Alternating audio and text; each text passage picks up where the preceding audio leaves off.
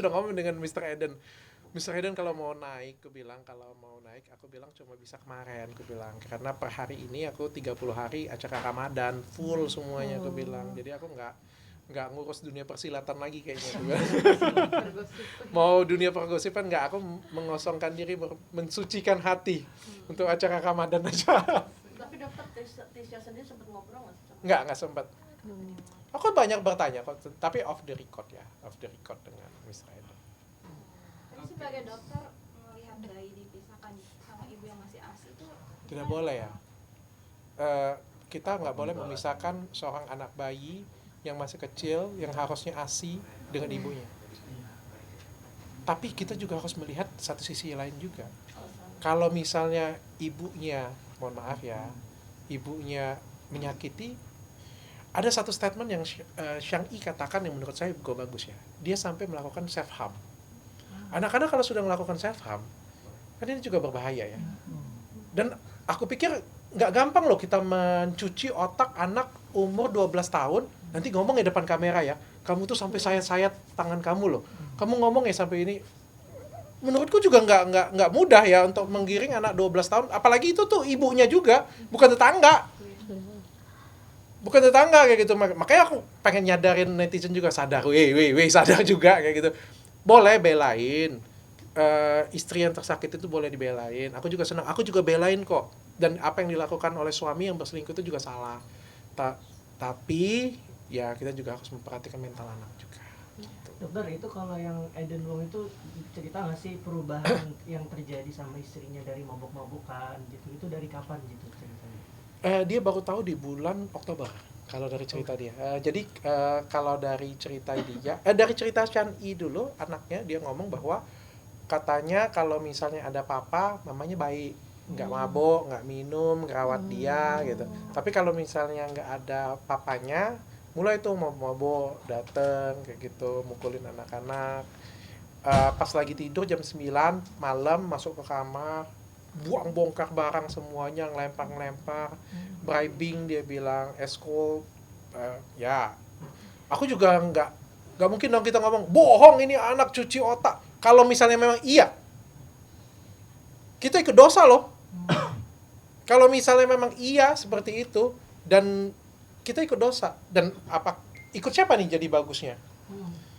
Ingat loh, apa yang kita ketik, apa yang kita komentar, itu tuh kadang-kadang bisa menentukan hajat hidup orang. Berarti Jadi kalau bisa dibilang hati-hati. anaknya ini diancam untuk diem saat ada bapaknya datang, jadi si ibunya ada ancaman gitu ke anaknya, dokter? Katanya sih seperti itu. Itu cerita dari anaknya ya. Aku nggak membela siapapun, sekali lagi. Aku coba menarik kesimpulan kedua-duanya. Tapi apa sampai membawa pengawalan begitu dok, seperti yang di video saat ibunya pengen ketemu anaknya? Wah, itu aku no comment ya. Karena kan ini konflik menurutku bukan cuma satu garis kayak gini ya. Tapi ini sudah satu putaran yang luar biasa. Perselingkuhan yang menurutku kalau benar ini perselingkuhan, menurutku ini bukan perselingkuhan yang pertama kali. Ini sudah, karena aku ngelihat sang istri itu ada kesakitan yang mendalam ya, bukan kesakitan biasa sih. Karena aku sudah sering banget ketemu dengan wanita yang diselingkuhi, jadi ya terlatih aku sih. Jadi menurutku ini ya bukan sakit yang baru ya, tapi sakit yang lama ya. Kalau menurutku ya, sekali lagi aku ngomong ya, aku nggak ngeblame sih. Dok, ini juga Bang Hotman jadi ini nih, jadi maksudnya jadi omongan juga ngebela ibunya gitu. Terus ibunya maunya pengacaranya hanya Bang Hotman. Lah, aku yang pertama kali ngasih tahu ibunya itu aku malah ya. Malah aku yang kasih tahu ibunya pertama kali. Ibu sudah tahu belum? Aku bilang sang istri ya, bahwa pengacara dari pihak suaminya Bang Hotman Paris, aku bilang. Karena ada di grup kan, satu di grup kan. Aku bilang, ibunya nangis, terus dia bilang, ya nangis lah, intinya dia nangis. Dia bilang Bang Hotman kan pengacara yang nggak pernah kalah, dia bilang sedih, dia nangis gitu.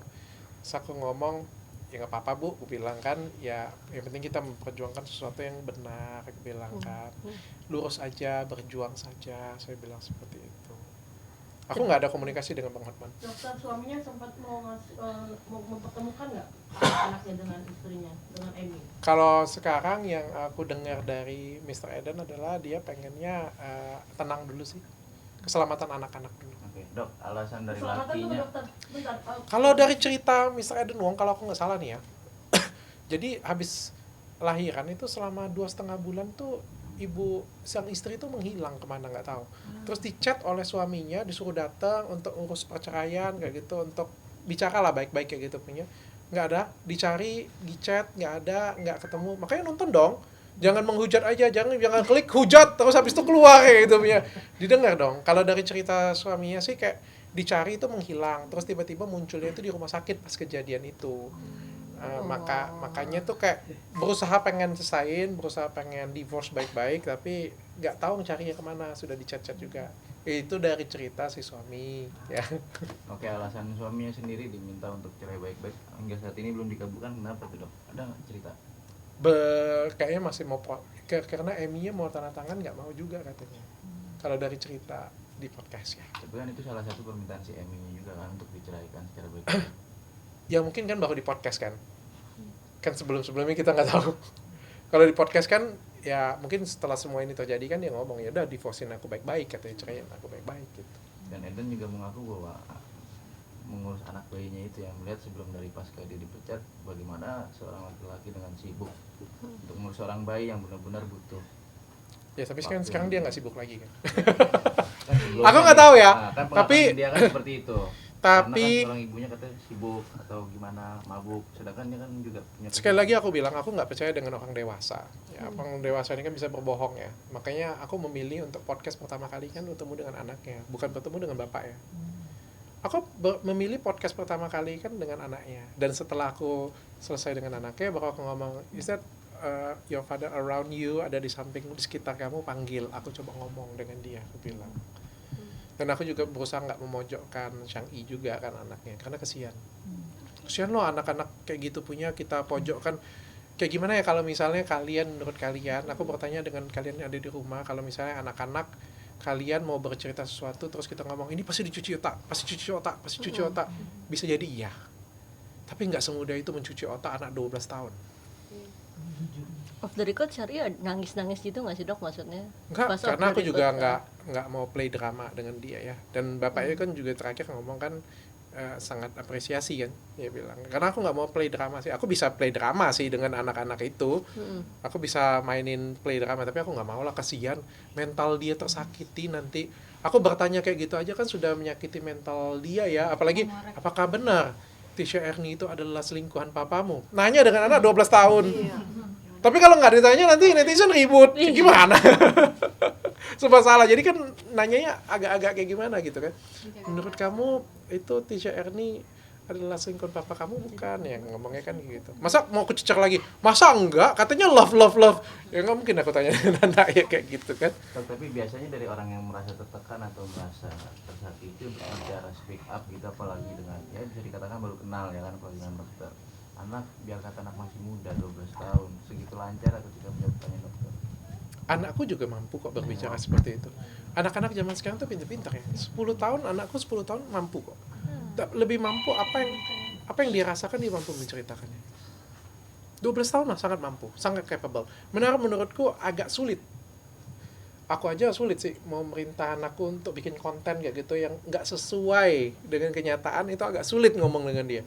Nanti bilang aja Dedi lagi kayak gini bikin konten, nggak mau anakku mah. Jadi menurut dokter apa yang disampaikan sama anaknya ini memang pure kejujuran yang diungkapkan, jadi tanpa adanya ada brainwash segala macam dokter. Yang aku rasakan, Iya. yes, yang aku rasakan. Aku percaya anak-anak. Yang aku rasakan adalah semuanya benar. Tapi Sang anak benar, sang bapak benar, sang ibu benar. Tapi semuanya juga salah. Sang bapak juga salah, sang ibunya juga ada salah. Aku percaya dalam rumah tangga kita nggak bisa ngomong 100% istri yang salah, 100% suami yang salah. Kita harus bijaksana. Aku sudah terlalu banyak di 2023 kemarin bertemu dengan janda-janda glowing. Aku percaya sih semua teks kesalahan masing-masing gitu. Semua itu punya porsi kesalahan masing-masing. Cuma memang kesalahan yang paling besar itu adalah cheating memang. Di Indonesia kan nggak bisa memaafkan untuk perselingkuhan. Dok ada niat Bu Ami jadi ambasador Korea Korea dok. Inara udah, sekarang Bu Dan ini kemarin- dari sana nggak dijadiin BL. Iya kan udah ada Lady, Udah ada Inara. ya Inara, Igo. Siap. Dok, anak-anak yang lainnya gimana dok? Kan yang selalu muncul yang perempuan itu kan. Ya yang telepon yang hubungin aku sih dia. Nah, yang 9 tahun aku nggak dapat akses ke sana sih. Dan menurutku juga nggak layak ya. Kalau bisa sih menurutku nggak usah ditayangin sih. Yang anak-anak yang 12 tahun juga nggak mau kutayangin sih. Ini kan demi untuk meredakan kekisruhan aja. Ngasih both side. Makanya punya dia kan 10 menit atau 15 menit cuma nggak gue tarik sejam. Iya, itu kamu juga banyak dihujat tuh, maksudnya kenapa anak 12 tahun diajak ngobrol sebegitu. Ya serba salah sih. Iya, Iya. betul. Dia betul. mau ngomong, masa Iya. aku ngomong, sorry ya, aku nggak bisa kasih kamu Iya. ruangan untuk ngobrol. Dia mau ngobrol sesuatu. Iya. Kalau misal dia nggak boleh, kenapa Lala boleh di podcastnya Densu? Oh ya. Kenapa anak-anak lain boleh ngobrol di podcastnya siapa? Kenapa dia nggak boleh? Beda Beda regulasi case kali. dokter.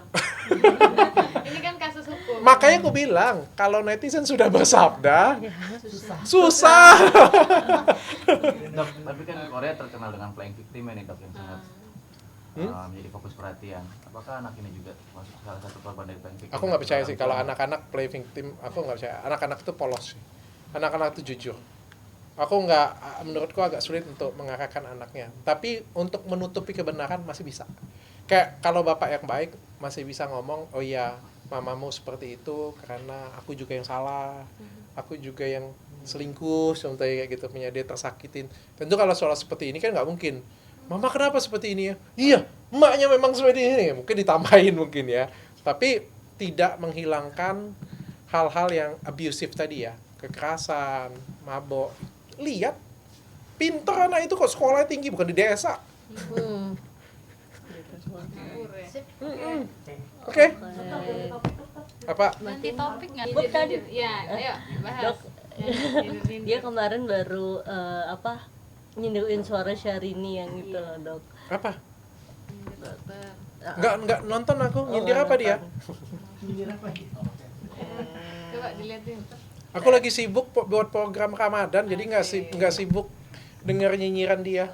Rencananya nggak mau jadi buat dia- program apa sih dokter kalau untuk kayak ngasih bukber mungkin atau sahur bersama atau gimana, ada nggak sih? Enggak, ini cita-citaku yang jadi nyata ya. Aku selama ini selalu punya cita-cita bikin program Ramadan ya. Selama ini cuma nonton program Ramadan, dan tahun ini aku merasa dapat kehormatan sekali bisa bikin program Ramadan dengan 2 ustadz besar juga, dengan orang-orang hebat. Ada Ustadz Dennis Lim, ada Ustadz Felix Xiao, dan ada Yang Lex juga. Kita collab, dan aku janjikan aku akan ini ada perasaan ya. Aku banyak kecewa sih, ada banyak kecewa. Aku ngomong dengan Ustadz Felix Xiao, aku ada banyak kekecewaan melihat ada orang yang, mohon maaf, pakai atribut agama tapi jualan skincare abal-abal. Ada yang pakai atribut agama tapi jualan obat slimming abal-abal. Ada yang pakai atribut agama tapi berusaha memenjarakan orang lain. Tabayun tapi menjebak dengan pengacara. Nah, aku pengen ngajarin kalian, bukan itu Islam yang aku tahu. Dan aku pengen kasih tahu kalian, kita belajar sama-sama yuk. Ini loh, aku pengen belajar dan pengen buktikan bukan ini Islam yang aku tahu, ini Islam yang benar kayak gitu punya. Dan aku akan tunjukkan, biar aku yang jadi contoh lebih baik. Kalau misalnya ada pemuka agama nggak bisa nyontohin lebih baik, oke, aku yang bukan pemuka agama, aku akan kasih contoh lebih baik. Kayak dokter yang pengen di highlight dari programnya itu selain tadi yang dijabarkan kayak pengen kayak tidak Islam itu tidak begini gitu, tapi selain itu ada nggak highlight yang pengen ditonjolkan dari programnya dokter Richard tuh seperti Ada 2 hal dan aku janjikan ini berbeda dari yang lain. Kalau ada yang ngomong ini sama meniru orang lain, sangat berbeda. 1, aku konten dengan Ustadz Felix Xiao itu benar-benar kita akan menguji kewarasan. Jadi beragama dengan cara yang waras, bukan beragama dengan fanatik, bukan beragama dengan keras ya. Padahal kita yang panggil ustadznya yang katanya yang paling radikal, Ustadz Felix Xiao. Tapi aku pengen berlogik. Contohnya logik itu kayak gimana? Kayak kalau memang Tuhan itu ada, bentuknya itu kayak gimana sih? Apakah seperti manusia? Apakah bentuknya raksasa? Apakah besar? Apakah seperti cahaya? Bajunya kayak gimana? Apakah bajunya pakai baju koko-koko? Apakah pakai bajunya jubah? Apakah kalau misalnya kalau di Kutub Utara bajunya sama kayak baju di Indonesia? Karena kan di Kutub Utara pasti punya pandangan berbeda ya. Apakah kalau di India punya pemikiran pakai pakai adatnya kayak gimana kayak gitu punya kan? Tuh, itu harus dijawab oleh Ustadz Felix Xiao. Aku juga akan bertanya dengan Ustadz Felix Xiao, kalau misalnya memang Tuhan itu ada, berarti Tuhan itu nggak adil. Kenapa? Kenapa ada orang yang dilahirkan itu menjadi pembunuh? Kenapa orang dilahirkan jadi pemerkosa? Kenapa orang lahirin jadi cacat? Kenapa kalau Tuhan itu Maha Esa, kenapa nggak semuanya dibuat sempurna, semuanya bagus, semuanya kaya? Kita mainkan logika di situ. Pertanyaan-pertanyaan yang mengundang kewarasan untuk kita mencari Tuhan. Dan hari ketiga, hari keempat nanti kita akan ketemu dengan Ustadz Dennis Lim, dan aku yakinkan itu kalian akan berderai air mata. Dimana itu ada menjemput hidayah.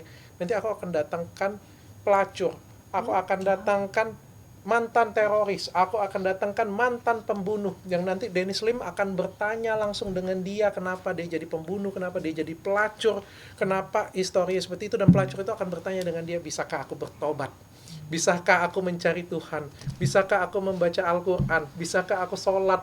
Dan akan doa bersama Dennis Lim. Aku yakin kalian semuanya akan dapat kayak logiknya luar biasa, emosinya juga dapat. Aku janjikan Ramadan tahun ini akan spesial banget.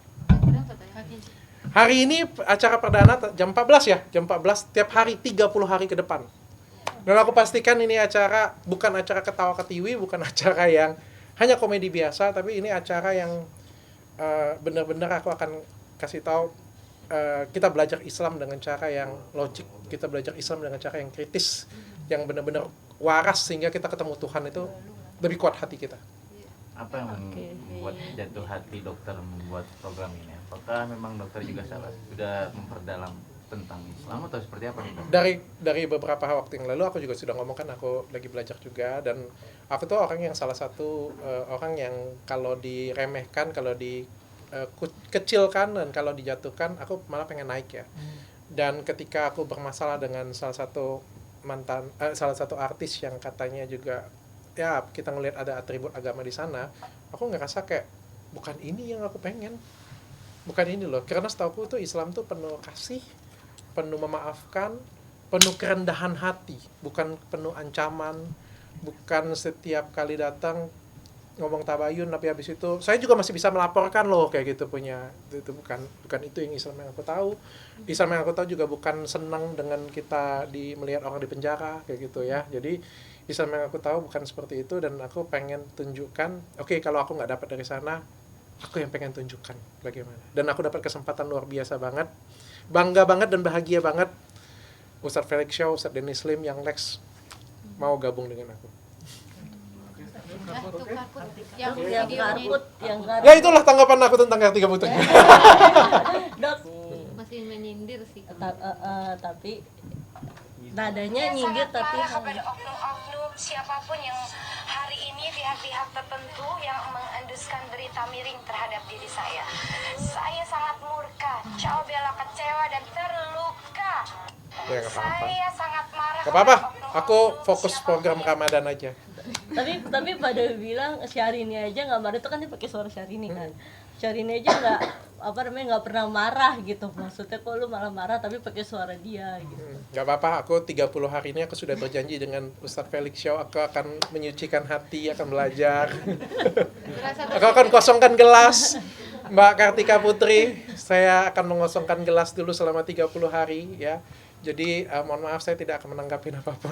Tapi kok dia tidak berdamai dong akhirnya. Enggak dulu. Berarti yang kemarin omongan dari suaminya yang mengenai dokter menolak untuk berdamai itu benar ya?